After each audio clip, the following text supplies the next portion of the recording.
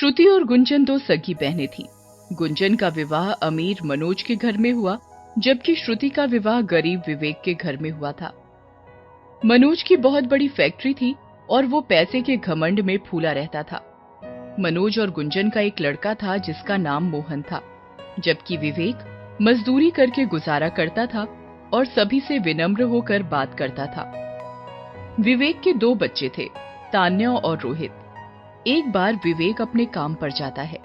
साहब, सीमेंट की नई बोरियां आई हैं, उन्हें गोदाम में रखने के लिए एक परमिशन कागज दे दीजिए।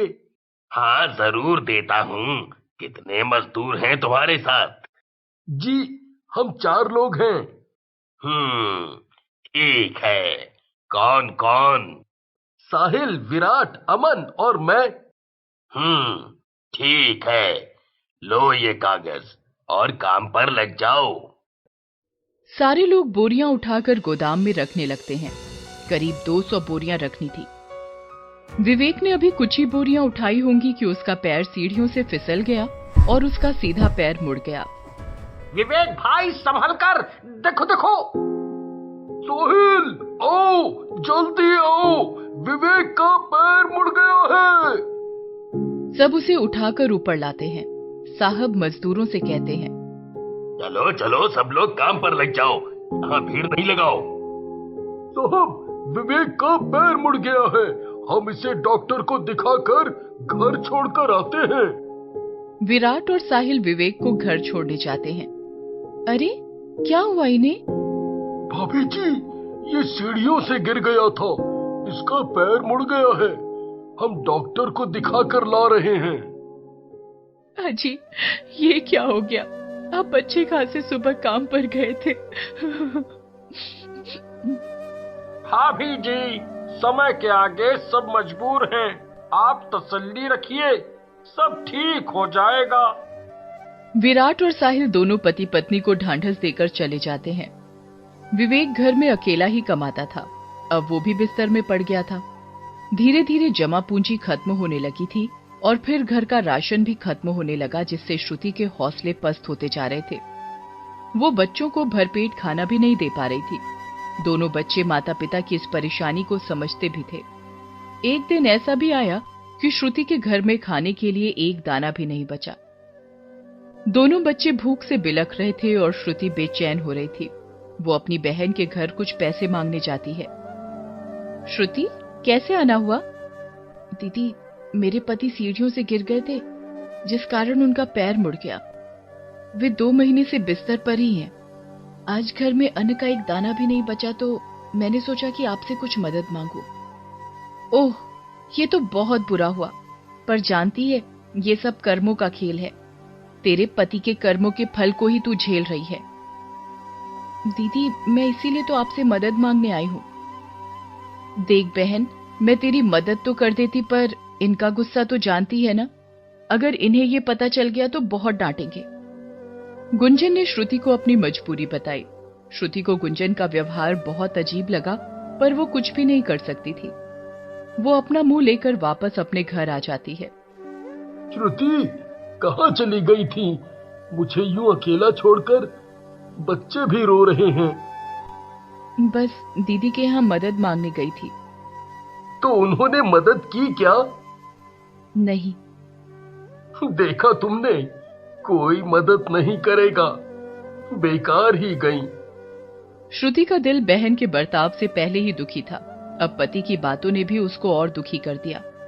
वो विवेक को पानी देती है, फिर अपने कमरे में जाकर रोने लगती है। उसे कोई रास्ता नहीं दिखाई दे रहा था। तभी उनके दरवाजे पर दस्तक होती है। श्रुति, देखो कौन आया है। श्रुति दरवाजा खोलती है तो सामने एक बूढ़ी औरत को देखती है। हाँ अम्मा, क्या कुछ चाहिए? किसी का घर ढूंढ रही हैं? मैं तुझे ही ढूंढ रही थी। ला, मुझे खाने को दे, बड़ी भूख लग रही है।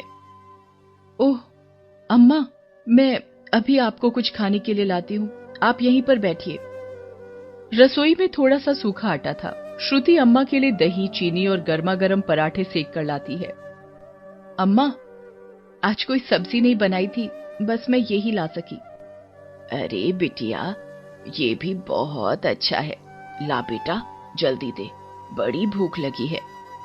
ये कहकर अम्मा खाना खाने लगी। पानी पीने के बाद अम्मा श्रुति से बोली, बिटिया, तू बड़ी नेक दिल है। मुझ गरीब को पेट भरकर भोजन कराया। मैं तुम्हें ढेर सारा आशीर्वाद देती हूँ। अम्मा धन्यवाद। ये कहकर श्रुति अम्मा के पैरों को छूती है। तभी अंदर से विवेक ने आवाज लगाई, श्रुति, अम्मा को मेरी तरफ से भी प्रणाम कहना। मैं उठकर नहीं आ पा रहा। प्रणाम बेटा, ठीक हो जाएगा, चिंता ना कर, सब ठीक होगा। श्रुति ने हाथ जोड़कर उन अम्मा को कहा, अम्मा, ये सीढ़ियों से गिर गए थे। आजकल हम लोग इसी बात से दुखी हैं। बेटी, तू परेशान मत हो। और सुन, ये लोटा अपने पास रख। इसको अपने पूजा वाले स्थान पर रखना। रोज सुबह इसमें हाथ डालना और जो मिले उसमें खुश रहना। अम्मा, ये किस चीज के लिए है? देख, ज्यादा सवाल मत कर। बस इसका प्रयोग केवल अपनी जरूरत के लिए ही करना। इसमें केवल तू ही कुछ निकाल सकेगी। अभी श्रुति लोटा पकड़कर खड़ी हुई ही थी कि अम्मा एकाएक गायब हो जाती। अरे अम्मा, आप कहाँ चली गई? क्या हुआ श्रुति? देखिए, अम्मा ये लोटा देकर गई हैं।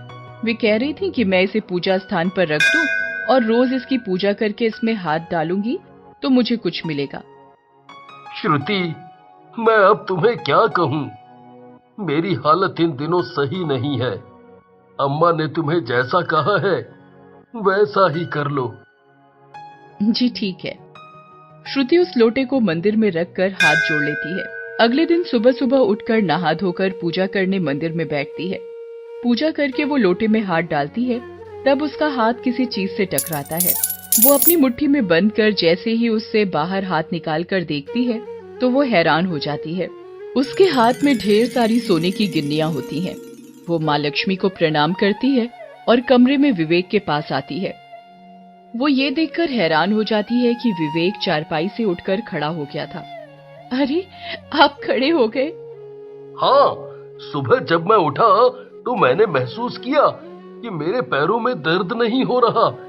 फिर अभी तुम जब पूजा कर रही थी तब मैं अचानक बिस्तर छोड़कर तुम्हारे पास आने के लिए खड़ा हो गया। ये कल जो अम्मा आई थी, उनके आशीर्वाद का चमत्कार ही है। देखिए, उन्होंने जो कल लोटा दिया था उसमें से ये गिन्नियां निकली। अरे श्रुति, कल लगता है साक्षात माँ लक्ष्मी हमारे घर आई थी। उन्होंने हमें इतनी अमूल्य वस्तु देकर हमारा जीवन धन्य कर दिया। मैं ये गिन्नियां अंदर रख लेती हूँ। इनमें से एक बेचकर घर के लिए सामान ले आती हूँ। ठहरो, मैं साहिल से किसी सुनार के लिए पूछता हूँ। साहिल विवेक को एक जानकार सुनार के बारे में बताता है। श्रुति उसके पास जाकर एक गिन्नी बेचकर घर में खाने पीने का सामान लाती है। उधर गुंजन अपने पति मनोज को श्रुति के बारे में बताती है। मनोज, जानते हो, श्रुति मुझसे पैसे मांगने आई थी। अच्छा, क्यों? वो विवेक 2 महीने से काम पर नहीं जा रहा। उसके पैर सीढ़ियों से गिरने के कारण मुड़ गए हैं। तो क्या तुमने पैसे दे दिए? नहीं, मैंने पैसे वैसे नहीं दिए। सही किया, वरना हमेशा मांगने आती। हाँ, मैंने उसे मना कर दिया। 2 दिन बाद मनोज को पता चलता है कि श्रुति ने बाजार में गिन्नी बेची है। वो गुंजन से कहता है, गुंजन, तुम तो कह रही थी कि श्रुति और विवेक की हालत बड़ी खराब है, लेकिन वो तो बाजार में गिन्नी बेचकर अपना काम चला रहे हैं। हैं? तुम ये क्या कह रहे हो? गिन्नी? ये भला उनके पास कैसे आई? जाओ, जरा पता तो करो। हाँ, मैं कल ही उसके पास जाती हूँ। गुंजन श्रुति के घर अगले दिन पहुंच जाती है। श्रुति, कैसी हो? विवेक कहाँ है? विवेक तो आज से काम पर गया है। उसका पैर भी ठीक हो गया था। ओह, तो तुम्हारा बुरा वक्त टल गया। हाँ दीदी, तुम्हारे पास गिन्नी कहाँ से आई? आपको गिन्नी के बारे में किसने बताया? किसी ने भी बताया हो, तुम्हें इससे क्या? मुझे तू ये बता कि तेरे पास गिन्नी कहाँ से आई। गुंजन ये कहते कहते उसके घर के चारों ओर चक्कर लगाते हुए मंदिर तक पहुंच गई। दीदी आप ऐसे क्यों घूम रही हो? गिन्नी तो माँ लक्ष्मी का हमें आशीर्वाद था। अरे ये लोटा कैसा है? इसके अंदर क्या है? दीदी ठहरो, मैं आपको सारी बात बताती हूँ। आप अंदर हाथ मत डालना। ये हमें एक अम्मा ने दिया था। क्यों? दीदी उस दिन मैं बड़ी परेशान थी। हमारे घर एक अम्मा आई थी, उन्होंने ही ये लोटा मुझे दिया था। अच्छा, तो इसी से तुम्हें गिन्नी मिली थी। मैं भी हाथ डालकर गिन्नी निकालूंगी। दीदी इसमें आप हाथ मत डालना, वरना। जब तक श्रुति बोलती उससे पहले ही गुंजन लोटे में हाथ डाल देती है। अंदर हाथ डालने से उसका हाथ गलने लगता है। वो दर्द से चिल्लाने लगती है। श्रुति उसके हाथ को खींचकर बाहर निकालती है। अरे दीदी, मैं मना कर रही थी ना। हे भगवान, ये क्या कर दिया दीदी? कहते हुए श्रुति रोने लगती है। रोते रोते वो जोर जोर से अम्मा को आवाजें लगाने लगती है। हे भगवान, अब मैं क्या करूं? अम्मा, अम्मा आप कहाँ हो? तभी अम्मा उसके घर में आती हैं। श्रुति, क्या बात है? क्यों परेशान हो रही हो? अम्मा, ये मेरी बहन गुंजन दीदी हैं। इन्हें मेरी गिन्नी के बारे में पता चला तो इन्होंने भी बिना सोचे समझे लोटे में हाथ डाल दिया, जिससे इनका हाथ गल गया। बेटी मत परेशान हो, मैंने पहले ही कहा था कि उसमें तेरे अलावा कोई और हाथ नहीं डाल सकता। ये कहकर अम्मा गुंजन के हाथ को अपने हाथ में लेकर सहलाती हैं। गुंजन का हाथ उसी समय ठीक हो जाता है। अम्मा, आप ये लोटा रख लें। मुझे ऐसी चीज से दूर ही रहने दे जो दूसरे का बुरा कर दे। श्रुति, तुम बहुत अच्छी हो। ये कहते हुए अम्मा एक देवी के रूप में आ जाती हैं। वे श्रुति से कहती हैं, श्रुति, तुम चिंता ना करो। मैं तुम दोनों बहनों को आशीर्वाद देती हूँ कि हमेशा तुम दोनों खुश और सुखी रहो। गुंजन, तुम श्रुति की तरह सबकी मदद किया करो। देखो, तुमने कभी इसकी मदद नहीं की, लेकिन ये तुम्हारे लिए कितनी परेशान हो गई। हाँ माँ, मैं हमेशा इस बात का ध्यान रखूंगी। श्रुति, ये लोटा भी मैं ले जाती हूँ, पर तुम्हें ये आशीर्वाद देती हूँ कि तुम हमेशा धन धान्य से भरपूर रहोगी। तुम्हें कभी धन की कमी नहीं रहेगी। ये कहकर देवी अदृश्य हो जाती हैं। श्रुति और गुंजन सिर झुकाकर देवी का धन्यवाद करती हैं। गुंजन भी अब माँ लक्ष्मी की पूजा श्रुति के साथ करने लगती है। उधर मनोज का बर्ताव भी धीरे धीरे बदलने लगा था।